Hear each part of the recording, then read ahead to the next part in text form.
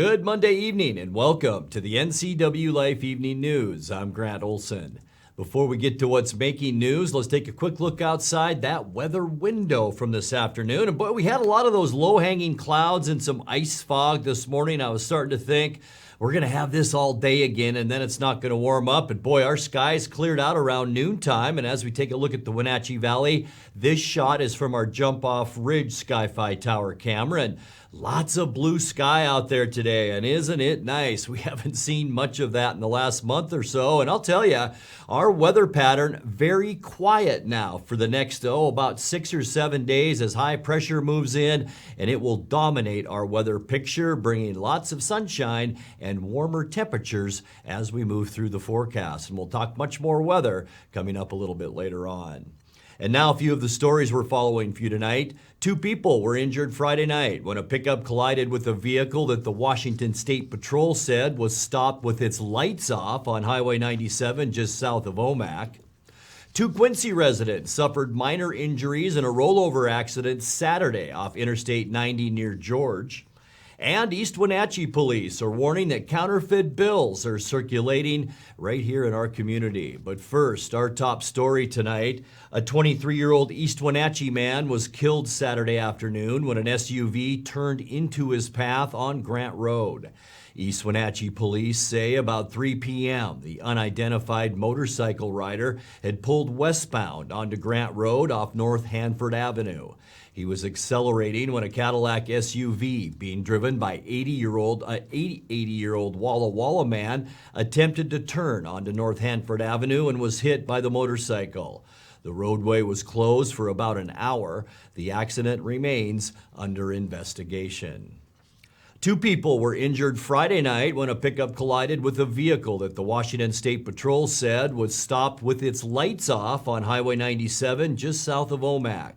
The State Patrol said 72-year-old Luis Monin of Omak had stopped his 1998 Subaru Impreza in the northbound lane of the highway just after 7 p.m. when a northbound 2011 Toyota Tundra being driven by 29-year-old Benjamin Franklin of Omak struck it in the rear. Monin was transported to Mid-Valley Hospital in Omak, while his passenger, 42-year-old Jeremy Monin, had to be airlifted to Central Washington Hospital in Wenatchee with serious injuries. Franklin also was injured but was treated at the scene. The State Patrol said charges against Louis Monin are pending their investigation. The highway was fully blocked until about midnight. 2 Quincy residents suffered minor injuries in a rollover accident Saturday off Interstate 90 near George. The Washington State Patrol said the driver of the vehicle, 32-year-old Fernando Escobar Morales of Olympia, was arrested for drunk driving. The rollover, which blocked the Highway 281 exit for about 4 hours, happened about 12:15 p.m. 26-year-old Edgar Escobar Morales and 34-year-old Myra Medina Presidio of Quincy were transported to Quincy Valley Medical Center with undisclosed injuries. Trooper John Bryant said Presidio was riding in the back seat and not wearing a seat belt and was ejected from the vehicle but not seriously injured. Bryant said Fernando Morales was attempting to take the westbound off-ramp but failed to negotiate a slight curve and rolled, ending up with the vehicle back on its wheels. Fernando Morales also was cited for not having a driver's license. East Wenatchee police are warning that counterfeit bills are circulating in the community. Police say the bad bills have shown up at gas stations, markets, and other locally owned businesses in recent days. The $20 bills pictured are fake and are among several that have turned up recently. The federal government says there are key security features that can help identify a legal $20 bill, including a security thread left of the portrait of President Jackson that reads USA 20 and includes a small flag that can be seen when held to the light. A watermark of President Jackson to the right of his portrait also can be seen when held to the light, and there is color-shifting ink in the lower right-hand corner of a $20 bill. The color will shift from copper to green when tilted. Coming up next, a Kashmir man is suspected of stealing 10 water meters from a city shop and then selling them for scrap in Moses Lake. 10 finalists have been chosen to fill the vacancy of the Chelan-Douglas Health Board. A state auditor report says the 2020 election finds Chelan and Douglas counties had among lowest rates of rejected ballots. And Greater Wenatchee Irrigation District is now officially the owner of its own infrastructure. I'm Grant Olson, and you're watching the NCWLIFE Evening News.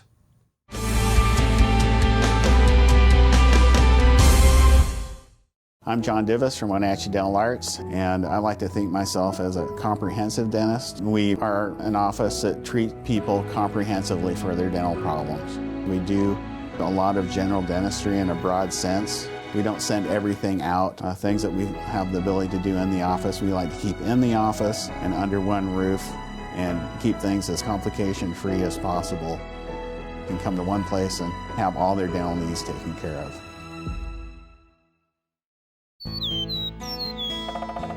Different birds enjoy different types of foods, so it's important to offer all the right things for the birds you want to attract. Sound complicated? It doesn't have to be. Our Flying Start Combo is an all-in-one feeder that attracts all the birds in your backyard, with seed, suet, nuts, and fruit. Stop by our store to find out how you can get started feeding the birds. Wild Birds Unlimited. We bring people and nature together.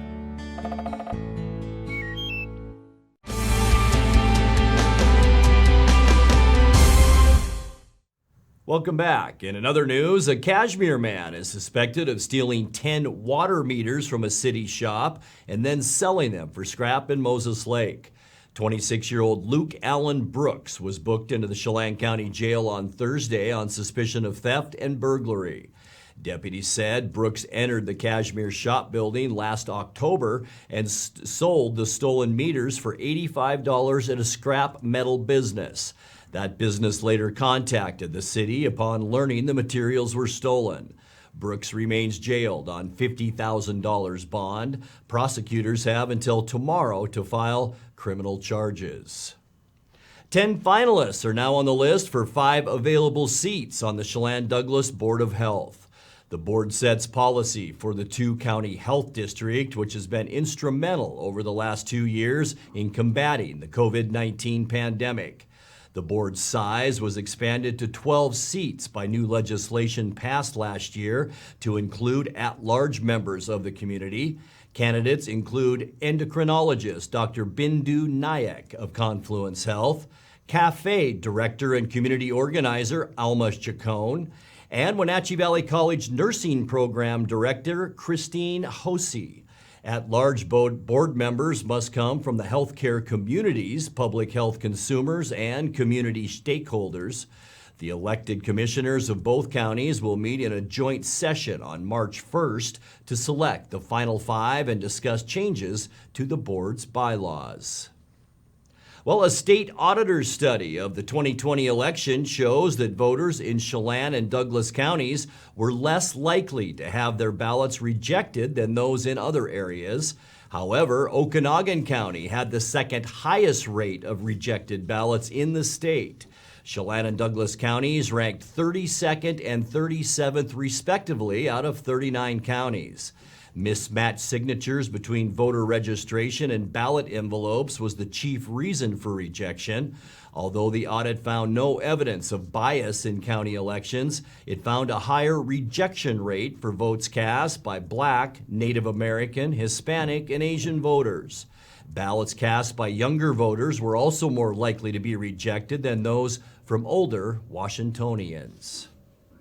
The Greater Wenatchee Irrigation District is now officially the owner of its own infrastructure. Last week, the U.S. Bureau of Reclamation turned over the title to all the land, pipes, and pumps used by the district for almost the last 50 years. Congressman Dan Newhouse, who helped broker the handover, accepted the title on behalf of the district in Washington, D.C. The Bureau of Reclamation built the irrigation system starting in 1959 and retained ownership while the district handled day-to-day administration. District managers say full ownership of their system will help them maintain and improve the irrigation service to 10,000 acres from between East Wenatchee to Chelan. You're watching the NCWLIFE Evening News. Coming up next, tonight's feature story and your complete local weather forecast. That and much more still to come on the NCWLIFE Evening News. Please stay with us.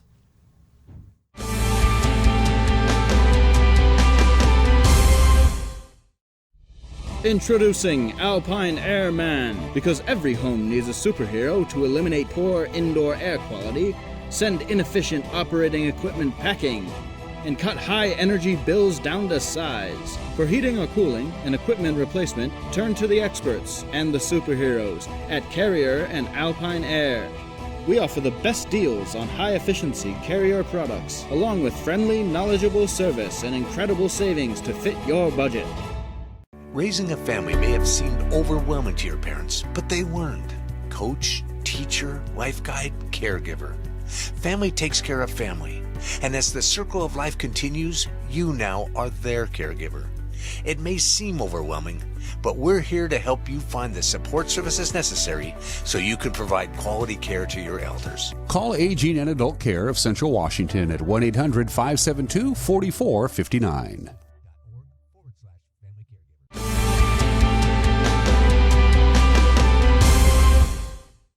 Welcome back to the NCWLIFE Evening News.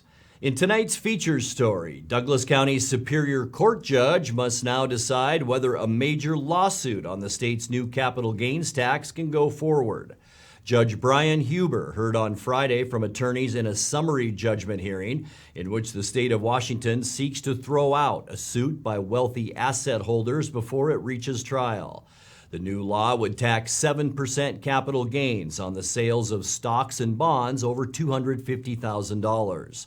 Opponents say it's an income tax which has been held to be illegal under the state constitution. Huber says he won't render a decision for perhaps 2 weeks. Every theory that the plaintiffs have offered to suggest that the capital gains excise tax is unconstitutional has been rejected by our state Supreme Court, the U.S. Supreme Court, or both.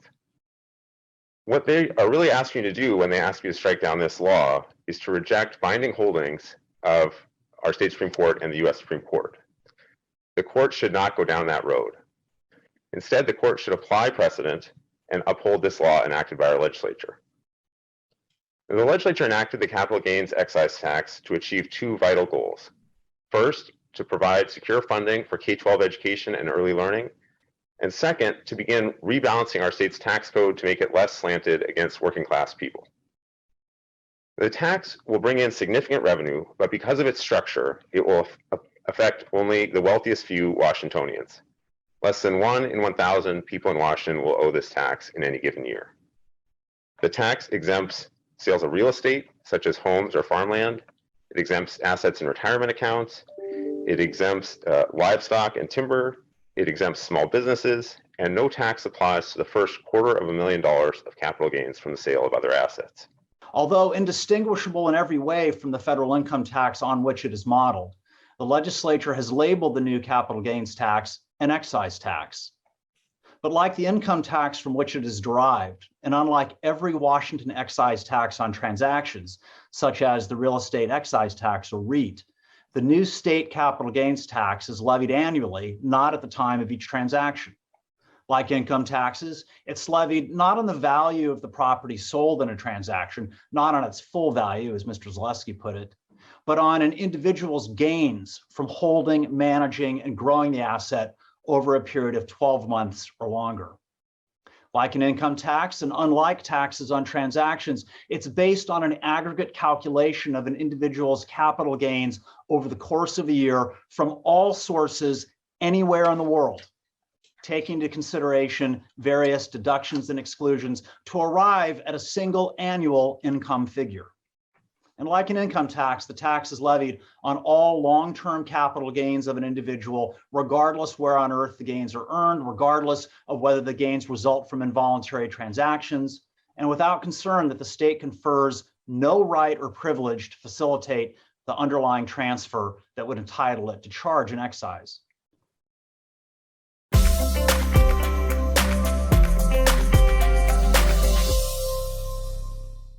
Hope you had a great weekend. Time now to take a look at your north central Washington weather forecast. And today turned out to be kind of a beauty, didn't it? 36 unofficial, our high temperature today. 39 is normal. We may move that up a degree or two by the time we talk again tomorrow. But check out this record high just 4 years ago in 2018, 60 degrees, 25 this morning, 26 is our normal low temperature, so right where we should be. 3 degrees our record low, and that was in 1969. Sun rose 7:18 this morning and set this afternoon at 5:12. Let's take a look now at how your Tuesday temperatures will shape up. We expect these blue skies to continue and sunshine as we make our way through the week, and that could mean some warmer temperatures for us tomorrow too. Moses Lake and Ephrata 37.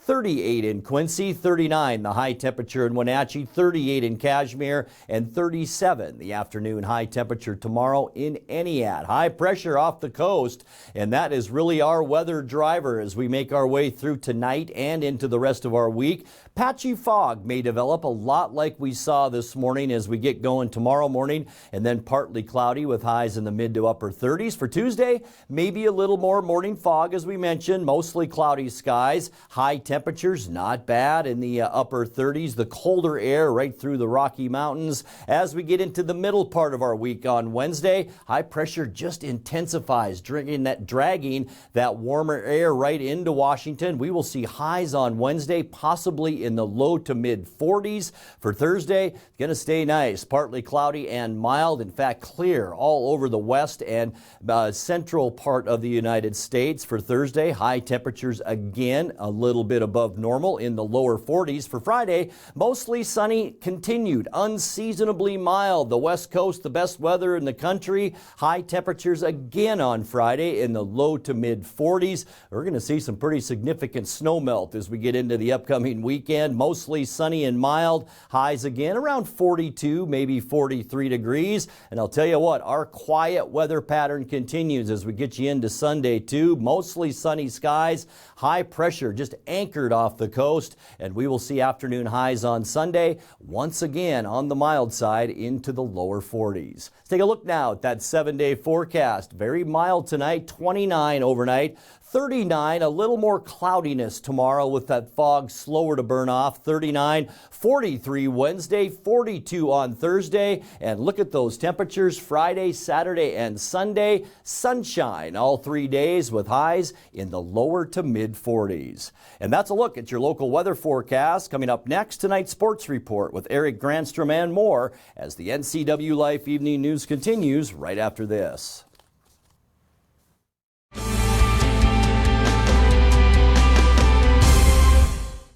Hello, my name is Brian Brett, the Fire Chief for Chelan County Fire District 1, and I just wanted to talk about how amazing our Rivercom team is. They are intentional, purposeful, and skillful in everything they do, and they are the best at what they do. How they prepare, how they handle the caller, how they coordinate the emergency services, and how they push themselves to be the best. This is the kind of spirit that our Rivercom telecommunicators have. Our community needs you, we need you, we admire you. You're our lifeline. When it comes to finding a memory care community, you want the very best. You want to know that your loved one is safe and receiving compassionate care in a loving environment. Fieldstone Memory Care is an innovative assisted living community designed for those with Alzheimer's, dementia, and Parkinson's disease. You'll find a community specifically designed to enrich residents' lives. The Fieldstone team is here to help you navigate the important decisions you face when a loved one has dementia or Alzheimer's. Welcome home to Fieldstone. And now it's a sports update on the NCWLIFE channel. And a happy Monday. The Wenatchee Wild have two rare early week games this week, starting tonight and heading into tomorrow in BCHL play. The Wenatchee Wild play in Chilliwack tonight at 7 o'clock, then tomorrow night in Coquitlam at 7:30. These are games that were wiped out in early January due to COVID protocols. Chiefs come into tonight's lone game of the season against Wenatchee with a 20-11-2 record. That's good enough for fourth In the Coastal Division, the Wild 8th place in the Interior Division at 12, 15, and 5. Sean Sears has the call locally on KPQ Radio, or you can watch it with a subscription to Hockey TV. Seattle Kraken have a couple more days off before getting back into the inaugural NHL season. Seattle went into the All-Star break having finished its most recent road trip 2-2, earning its first ever shutout win against the Islanders. Kraken and Arizona Coyotes will drop the puck at 7 o'clock Wednesday night at Climate Pledge Arena. The game will be broadcast on Root Sports Northwest. Russell Wilson looked great in the Pro Bowl Skills Challenge Thursday, but not so good in yesterday's game. The Seattle quarterback threw 2 interceptions in the NFC's 42-35 loss to the AFC. Justin Herbert connected for 2 touchdowns with Mark Andrews to help the AFC win. Kyler Murray threw for 160 yards and 3 touchdowns for the NFC. Now that the Pro Bowl is out of the way, that leaves just one more game left. Super Bowl 56 is Sunday, features the 13-7 Cincinnati Bengals against the 15-5 Los Angeles Rams. Game kicks off at 3:30 on NBC from SoFi Stadium. Now the game is at the home of the Rams, but they'll be the visitors on the scoreboard. Taking a look at the Les Schwab Women's College Basketball scoreboard from the weekend. First of all, backing up to Friday, Charlize Ledger-Walker hit a jumper with just before the end of the third quarter. That gave Washington State a lead it would never relinquish in a 63-56 win at Colorado. Ledger-Walker led all scorers with 30 points for the Cougs. They improved to 6-3 in Pac-12 play. Missy Peterson's three-pointer with a minute 39 to go pulled Washington to within 1, but that's as close as they could get. Down the stretch, Utah won 71-66. Peterson finished with a game-high 18 points, while Lauren Schultz had 15. On Saturday, Southern Utah put the Spurs to Eastern Washington 55-38. Gonzaga women lost for the first time in WCC play, falling at home to 16th-ranked BYU 62-50. Sunday, 4th-ranked Louisville had no trouble with Syracuse, beating the Orange 100-64. Haley Van Lith with 10 points. She one of 6 Cardinals in double figures. Utes made a sweep of Washington schools by downing WSU 72-66. Joanna Tedder led the Cougars with 16 points. Colorado held Washington to 20 second-half points as the Buffaloes beat the Huskies 66-43. Turning to the men's slate, Washington State took a lead midway through the first half and held off the Cal comeback Saturday. 68-64 the final. Michael Flowers led the way with 21 points for Washington State. They improved to 7-3. Southern Utah used a big second half to beat Eastern Washington 84-72. Steel Ventners led the way for the Eagles with 19. All 5 starters for Gonzaga finished with double figures as the Bulldogs took care of a BYU 90-57. Freshman center Chen Holmgren continues to impress. He had 20 points to lead the way. On Sunday, despite 30 points from Terrell Brown Jr., Washington no match for Stanford, falling 87-69. The loss snapped a 4-game winning streak for the Huskies. Going back to Friday from the Les Schwab boys prep basketball scoreboard, West Valley came back to beat Eastmont 61-59. Terrell Malcolm and Eamon Monahan each had 16 points for the Wildcats. Ephrata down Sela. Chelan topped Omak. Brewster beat Lake Roosevelt. Okanagan met the Manson Challenge, and Wilson Creek dominated Waterville Mansfield. Turning to the girls' play on Friday, West Valley beat Eastmont 69-31. It was Omak over Chelan. Ephrata stopped Sela. Lake Roosevelt beat Brewster. Okanagan toppled Manson. Now, turning to the Les Schwab girls basketball scoreboard from Saturday, Davis took care of Eastmont 64-38 the final. I was alongside Grant Olson with a call here on the NCWLIFE channel. Galindo with 3:16 lobs it into Patterson. Inside to Alan Greggs. Good. How about that pass by Patterson? One-handed scoop pass down low. She is something else. Then outside, then a reach. Could have been called. No call. Inside to Bauman. Outside to a 2-pointer. Launch. Good. Splashdown for Austin Sutherland. Over at Narrows Plaza at University Place. Nice steal here by Eastmont. Back the other way. And a reverse layup. Freshman. Good. How about that? So Elizabeth Hines off the bench. And you talked about it, Grant. Yeah. A spark plug. She is a good-looking young player for Eastmont. Left side it goes to Hines. She'll take it down the lane. She'll lay it up. It goes! Oh! Aggressive. I like that in a young player. Well, the offensive end at times. And if you don't have ball handlers, that makes it really difficult. Here's Galindo with the drive and the bucket. Free throws, no good. Rebound tipped and picked up by Galindo. She's all over the place tonight. But then dropped the ball, and then it's loose, and then picked up outside by Patterson, so she'll just shoot the three-pointer. Good! Oh, boom. Almost got fouled, too. Best job. Eastmont then stepping in front. Galindo, Patterson. Nope. Patterson with the steal to end the ball game. And so Davis will win it here by a final of 64-38. Other girls play on Saturday. Eisenhower beat Wenatchee 63-47. Bridgeport stopped Soap Lake. Waterville Mansfield down Pateras. Soap Lake edged Entiads. Bridgeport turned around and topped Entiads 72-46. Lake Roosevelt rolled Manson. Liberty Bell beat Oroville. Turning to boys basketball Saturday, Eastmont trying to snap a 2-game losing streak. As they hosted Davis, things went well for 3 quarters, but the Pirates proved to be too much down the stretch. Grant and I had the call here on the NCWLIFE channel. For the key, shoveling the ball nicely, the Wildcats. There's Malcolm for 3, no good. Easily the put back up and in. Well, if Eastmont can do that. Second quarter, Brandon Lee Jr. to the basket, can't get the roll. Malcolm with the rebound, outlet to Monahan. Here's Gallagher, all the way to the basket, good! Easily the big first quarter. Here's Malcolm now, bombs away, good! Yeah, well, he's not going to get out muscled, that's for sure. Here's that matchup again. Bennett Joe off the glass, good, and Snyder will pick up that foul. Malcolm the rebound, and he streaks down court. Kicks it out, Monahan, left open, 3, good! 10-point, double-digit lead for the Wildcats here. Here's Hernandez floater, it's good. Eastmont lead, 3:36, left third, Bennett Joe, 3, it's good! Here's Garza. Once again, Bennett Joe down low, up and in. As Davis with the basketball, down by 3. Hernandez kicks it out, Navarro. Quick ball move by the Pirates, and then Malcolm knocks that shot by Anderson into the bleachers. Garza picks it up to Lee, throws up an air ball, no good, and now it's Malcolm. 1-on-1 against Navarro, layup good! How about that? Very deliberate now are the Pirates on these offensive possessions. Look at Hernandez, just glides to the basket, good. Yeah, lull the defense to sleep there, Grant. Under 4 minutes, there's Hernandez, pump layup, good. Dante Bennett Joe with it, and a steal by Malcolm. All the way down court and a slam! With an exclamation mark. Oh, Hernandez left wide open in the key. He's going to make that every time, and does, and he's got 22 now.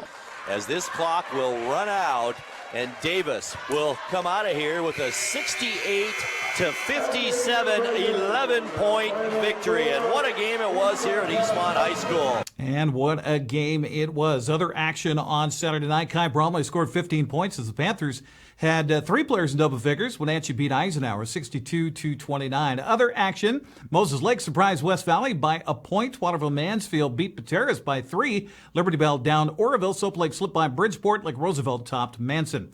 Eastmont took third in the team scoring at the State 4A Bowling Championships at University Place over the weekend. Kate Ferguson finished 9th. Katie Hines was 10th for the Wildcats to help them bring home some hardware. Skyview, the state champions. Moses Lake, congratulations, home of 2 championships in cheer over the weekend in the state cheer competition. Chiefs took home the title in the 2A, 3A, 4A game day co-ed and 3A, 4A traditional co-ed categories. Eastmont, by the way, took 2nd place in the 1A, 2A, 3A, 4A non-tumbling medium category. Finally, Sunnyside took the team title, but Wenatchee and Eastmont showed well at the District 6 4A wrestling tournament in Wenatchee. That's a look at sports news. I'm Eric Grandstrom. Grant, back to you.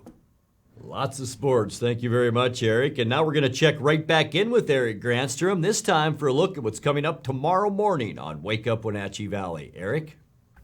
Well, thank you much, Grant. Be sure and tune in for a Tuesday edition of Wake Up Wenatchee Valley. We're going to find out how laughing can make you rich, or at least be rich with laughter. More on that coming up tomorrow. Also, it's a busy 2 weeks over the next 2 for our top 10 candidates for the Apple Blossom Festival Royalty Selection Pageant. We'll get a preview with Darcy Christofferson, our festival administrator. That's all on a Tuesday edition of Wake Up Wenatchee Valley. I hope you join us then. Grant?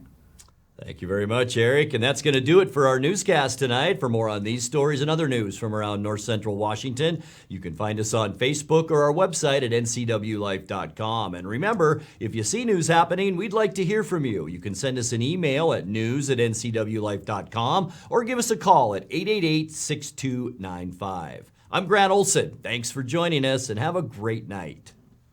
Join us for the NCW Library Show. We've got something for everyone. Our show is full of inspiration, learning, and fun. Check Check out our do-it-yourself STEM activities. Enjoy story time with Miss Claire. Get moving with an easy yoga flow with Miss Melissa. Get book recommendations from our NCW librarians, and much more.